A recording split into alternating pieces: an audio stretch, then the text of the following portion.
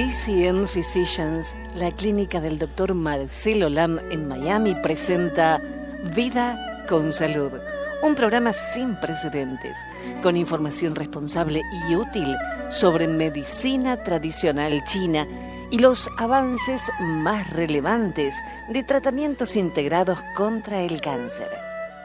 Damos la bienvenida al Dr. Marcelo Lam. Bueno, saludo a todos nuestros oyentes. Nuevamente un programa más de cita con el Dr. Lam en Vida con Salud. Como siempre tenemos la asistencia de Jenny de Bernardo y de Tito Silva en la parte técnica. Adelante, Jenny. Doctor, en programas anteriores usted nos ha explicado muchísimo sobre el cáncer, pero este es un tema muy importante y es bueno que usted continúe explicando qué es el cáncer y qué soluciones hay disponibles en cuanto a tratamiento con medicina tradicional china o medicina integrada. Cuando escuchamos que alguien ha recibido un diagnóstico de cáncer, ¿qué es el cáncer? Jenny, el cáncer es un conjunto de enfermedades, donde se distorsiona o se afecta o se dañan las células, nuestras células normales, se convierten en células anormales, ¿no? Lo que también conocemos como células malignas. Y lo que ocurre es que normalmente nuestro cuerpo, nuestras células, pues a medida que avanzamos, que estamos vivos, ¿no? Se mueren y se sustituyen por células nuevas. Ese proceso es un proceso normal, pero cuando las células pierden la información básica, la información normal, pues siguen duplicándose después de forma normal y se acumulan y forman las masas, lo que conocemos como tumores. Es un proceso maligno. Eso es lo que es el cáncer. Ahora, puede ocurrir en cualquier parte de cualquier tejido del cuerpo prácticamente, o casi todos los tejidos del cuerpo están expuestos a ese proceso de cambio. Por otra parte, el cáncer puede afectar a cualquier persona, más allá de su raza o incluso edad o grupo o género, quiero decir.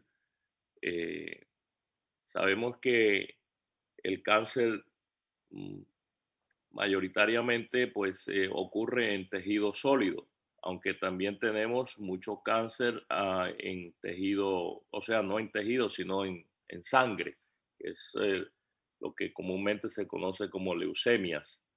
Entonces, realmente la leucemia pues afectan, están en la sangre, afectan todo el cuerpo. Los tumores sólidos pues afectan generalmente primeramente la región local, o sea, o donde se encuentra en el órgano o área del cuerpo que se ubica. Luego después, como es un proceso maligno, pues esas células tienden a crecer mucho más rápido que las normales y también tienen el potencial de irse a distancia. Primero a la región adyacente y luego después a distancia, lo que conocemos como metástasis. Luego después hay muchísimos cánceres, muchísimos tipos de cáncer.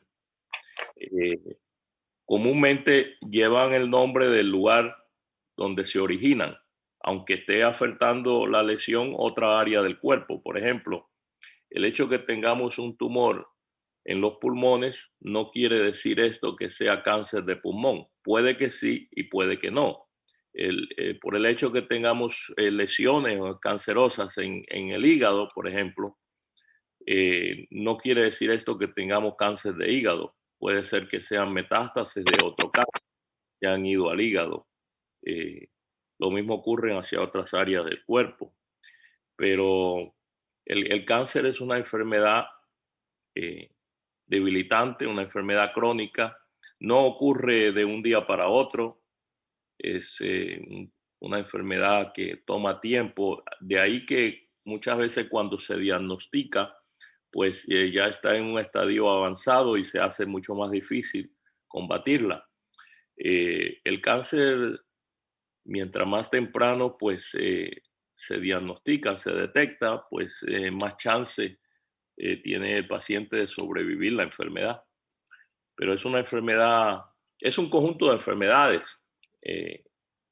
Se clasifican más de 100 de ellas, pero tienen por esa peculiaridad, ese carácter de ser células anormales y que células que crecen más rápido que las células normales. Pero para entender bien el proceso del cáncer es necesario entender que todo nuestro cuerpo se está muriendo constantemente y está siendo reemplazado por células nuevas. Cuando esa información celular se afecta en algún área del cuerpo, pues comienza a producirse una malignidad. O sea, se comienzan a generar, a duplicar células que ya han perdido la información básica, la información normal, y entonces pues se acumulan por crecimiento más rápido y por ser células anormales, células que no son del tejido donde están ubicadas. Entonces se comienza a formar lo que es la masa o los tumores. Ahora, hay que diferenciar también el tipo de tumor, porque hay tumores que son benignos y otros malignos, ¿no? Pero realmente el cáncer se refiere a los tumores malignos. Y doctor, ¿cuál es la diferencia entre un tumor maligno y un tumor benigno? La diferencia es precisamente que las células de crecimiento crecen agresivamente y, aumentan de tamaño muy rápido y tienen el potencial de irse a distancia, hacer metástasis. Los tumores benignos pues no hacen metástasis o raramente se hacen metástasis, ¿no? No se separan del núcleo del tumor original o el tumor que lo conforma. En cambio, las células cancerosas pues crecen muy rápido y además viajan a distancia, se separan y entonces se implantan nuevas lesiones donde aterricen, digamos, donde aparezcan. Entonces, ese es el problema y es la característica que diferencia entre un tumor maligno y un tumor benigno. Doctor, en programas anteriores, usted nos habló del rol tan importante de la alimentación, tanto para la prevención como también para el tratamiento del cáncer. Además de la alimentación, ¿qué otros factores pueden influir en que algunas personas desarrollen cáncer y otras no? Bueno, el estilo de vida, siempre hago énfasis en eso porque el estilo de vida pues se compone por muchos factores, pero cada persona pues tiene un estilo de vida, pudiéramos decir, un poco diferente, además de la impronta genética que tenemos. El estilo de vida influye mucho y como dijiste, la alimentación y todo eso, pero también además de la alimentación, pues el lugar donde uno vive, hay lugares donde la incidencia de cáncer es mayor que en otras partes. Por ejemplo, nosotros aquí en la Florida tenemos una incidencia de cáncer menor, más baja, quiero decir, que muchos otros estados como Nueva York, Kentucky, incluso Luisiana, que está aquí cerca de la Florida, presenta niveles altísimos de cáncer. Y por otra parte, también la exposición al estrés. Muchas personas no hablan de eso e incluso no ven la relación o no consideran la relación entre el estrés y las enfermedades malignas. Y el estrés juega un rol muy importante, no solamente en el desarrollo del cáncer, pero también en la evolución de la enfermedad. el estrés es una forma de toxicidad que en grados bajos pues es normal, de un aspecto que está con nosotros desde el principio de la vida, ¿no? Desde el mismo comienzo de la vida, pero en grado alto pues afectan la función de nuestro sistema inmune y por eso también influye o contribuye en la formación no solamente de cáncer, pero también de otras enfermedades, porque afecta la manera que nuestro sistema inmune responde. Nuestro sistema inmunitario tiene la habilidad de responder, de detectar y destruir las células anormales, o sea, las células cancerosas. Pero por alguna razón, pues sea esta por una sobreexposición al factor patogénico, el que esté causando la enfermedad, o por deficiencia en la respuesta inmune hacia el tumor, o sea, hacia las células cancerosas. Y el estrés juega ese papel. Si es un estrés a un grado muy alto, pues definitivamente influye en que desarrollemos cáncer y también influye en, en la evolución de la enfermedad después que ya se ha detectado y ya está el paciente bajo tratamiento. Uno lo puede ver esto en clínica, uno lo percibe, lo ve en los pacientes que son más calmados, que no se atemorizan ante un diagnóstico catastrófico como es el cáncer, se mantienen tranquilos, serenos, pues hacen buena decisión y realmente ese paciente tiene mucho más chance del paciente que se pone ansioso, ¿no? Que presenta una angustia constante. Hay pacientes que cuando le dicen el diagnóstico, pues ya creen que el cáncer es una sentencia de muerte y no pueden dormir bien. Y bueno, ese paciente psicológicamente se está matando, quizás a una velocidad, digamos, más rápida que antes de saberlo. De modo que ahí se presenta también una, o sea, una pregunta difícil, una cuestión difícil. No se le debe ocultar el diagnóstico a un paciente. Eso no es ético y no es correcto. Pero por otra parte, hay que saber presentarle ese diagnóstico al paciente, porque si se le dice al paciente, mira, tienes cáncer y te vas a morir, te queda una semana o te queda un mes de vida o 6 meses, pues ese paciente realmente le aumenta el nivel de estrés. Es bueno siempre revelarle el diagnóstico, pero de una manera más suave, diría yo.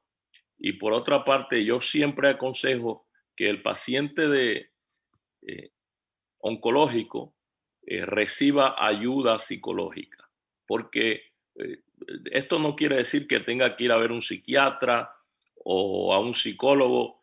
Es necesario en algunas ocasiones, pero también puede ser en grupos de apoyos como grupos religiosos, grupos de las amistades, la familia, todo el mundo tiene que cooperar porque es una enfermedad que no solamente afecta al paciente, afecta a todo el núcleo alrededor del paciente.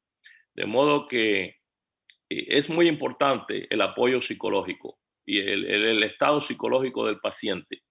Eso hace a veces la diferencia en que el paciente también pueda escoger el camino que lo saque fuera del laberinto o que simplemente se quede dentro del laberinto. Es muy importante eso, la parte psicológica. De modo que el estrés es un componente que hay que resolver antes de vencer incluso la enfermedad. Hay que cruzar esa barrera de miedo, ¿no? Antes o sea, si queremos sobrevivir la enfermedad. Y por otra parte, yo repito siempre es que, o sea, una realidad, que el cáncer no necesariamente significa una sentencia de muerte. Muchos pacientes sobreviven la enfermedad. Algunos se curan completamente incluso, y otros pues tienen una remisión que les permite vivir con calidad de vida muchísimos años. Incluso pueden morir de otra enfermedad. Ya yo tengo pacientes que no han sido curados completamente de cáncer y sin embargo tienen su enfermedad controlada más de 20 años. Esos pacientes algún día va a morir. Aquí nadie se va a quedar para semilla, como decimos, ni siquiera el médico. Pero, o sea, es una enfermedad que hoy día, si se maneja bien, pues no significa que es una sentencia de muerte. Y el aspecto psicológico, el estado emocional de la persona juega un factor, un rol fundamental. Además de la alimentación y todo eso, ¿no? Y también muy importante el tratamiento que se escoja y la estrategia de tratamiento. Pero son factores que no van más allá incluso de la alimentación. Doctor, ¿cuáles son los cánceres más comunes? Eso, la prominencia los factores que afectan la prominencia del cáncer difieren de lugar a lugar. Por ejemplo, en China, el cáncer de próstata y el cáncer de mama no son tan altos como son en Occidente. Pero el cáncer de pulmón es altísimo, el cáncer de hígado, de modo que difiere de lugar a lugar. Sin embargo, si te refieres a la incidencia nuestra acá en Estados Unidos, pues el cáncer de seno, el cáncer de pulmón, de próstata y de colon son los cuatro principales. Y también los cuatro principales en mortalidad. Eso puede variar un poco, pero casi siempre, por ejemplo, la incidencia de cáncer, de nuevos casos de cáncer es usualmente mayor en cáncer de seno. Y cáncer de pulmón, próstata y colon. Esos cuatro también varían en la posición en cuanto a mortalidad. El cáncer de pulmón es el número 1 en cuanto a mortalidad. Luego colon, seno y próstata, pero la incidencia es mayor la de seno y pulmón. Sin embargo, siempre esos cuatro están a la cabeza aquí en Occidente. Y en Asia, principalmente en China, y también debo decir esto porque no puedo decir en China completamente, porque China es un país muy grande y al igual que Estados Unidos, de estado a estado, pues varía muchísimo la incidencia de cáncer y el tipo de cáncer. Igual en China, en los lugares donde hay los estados, ¿no? Allá le llaman provincia, donde hay mayor contaminación, pues hay mayor casos de cáncer de pulmón, por ejemplo. También, si la persona fuma, pues eso es también un factor muy influyente. Sin embargo, el cáncer de seno, como dije anteriormente, es mucho menor, es casi insignificante cuando lo comparas a Occidente. También, pues, antes se pensaba que era por cuestión genética, ¿no? De la raza. Sin embargo, hoy día sabemos que esas mismas personas, las mujeres chinas, cuando se mudan a Occidente, pues tienen el mismo nivel de riesgo que las mujeres occidentales, de modo que el factor racial ahí no cuenta. Por otra parte, aquí en la Florida tenemos de cierto modo alguna suerte, ¿no? Porque digo, las personas que vivimos acá, porque en la Florida pues hay una incidencia menor que en Nueva York, New Jersey, Kentucky, esos lugares donde hay una incidencia muy, muy alta de cáncer en Estados Unidos. Doctor, uno de los problemas más graves es que no nos hacemos controles suficientes como para tener una detección temprana. Sí, eso influye muchísimo, incluso eso lo podemos ver en cuanto a ciertos grupos que por motivos sociales o otras razones, pero esencialmente por no tener acceso a cuidado básico de salud, pues tienen un mayor riesgo de muerte, una mayor mortalidad. En el caso de Estados Unidos, pues el grupo afroamericano pues tiene mayor nivel de mortalidad por cáncer que los demás grupos. Y es que usualmente pues se detecta muy tardío. El cáncer, por ejemplo, de colon, ellos están por encima de las demás etnias, también nosotros los latinos, pero, o sea, digo nosotros los latinos porque yo me incluyo, a pesar de que soy simplemente la mitad, ¿no? La Por mitad. parte de madre, pero sí, realmente en eso influye mucho el estilo de vida, principalmente. En el caso de los latinos, pues ya sabemos que consumimos muy pocas verduras, generalmente. Pero también el cáncer de colon sabemos que con una detección temprana, pues tiene mayor supervivencia la persona. Y por otra parte, que si se hacen los estudios de la colonoscopía requerida a tiempo, pues eso, si se detecta un pólipo precanceroso, se saca y ese paciente nunca llega a desarrollar cáncer de colon. De modo que el cáncer de colon es prevenible con una buena dieta, por un lado, con una alimentación, quiero decir, correcta, que incluya verduras, hojas verdes y frutas y alimentos ricos en fibras. Y por otra parte, cuando ya llega la edad, después de los 40, los 50, pues hay que hacer periódicamente, cada 3 o 5 años, dependiendo el riesgo de cada persona, pues una colonoscopía, porque es un cáncer que no crece rápidamente, de modo que si se detecta durante una colonoscopía, se detecta un pólipo precanceroso, pues se saca y listo, ese paciente no tiene que avanzar a llegar a desarrollar el cáncer de colon.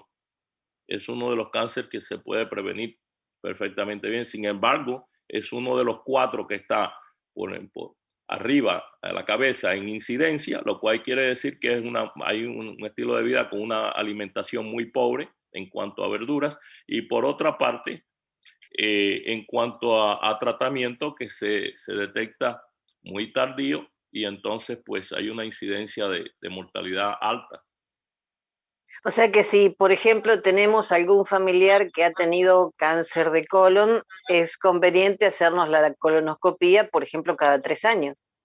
Correctamente. Y si no, cada 5.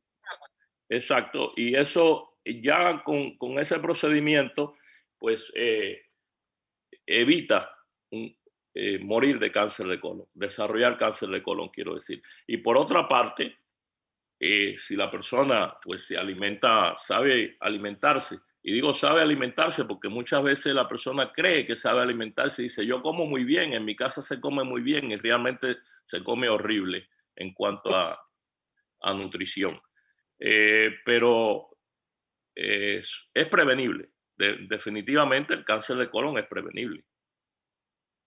Entonces, obviamente la detención temprana, la buena alimentación. Y ahora, doctor, una pausa y continuamos en el próximo bloque. Con mucho gusto.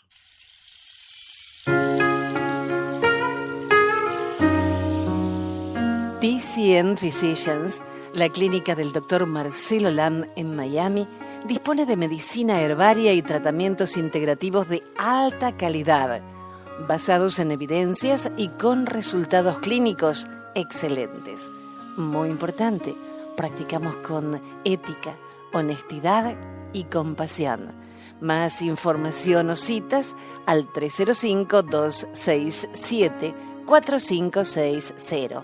Hacemos una pausa y en minutos regresamos con Vida con Salud y el doctor Marcelo Lam.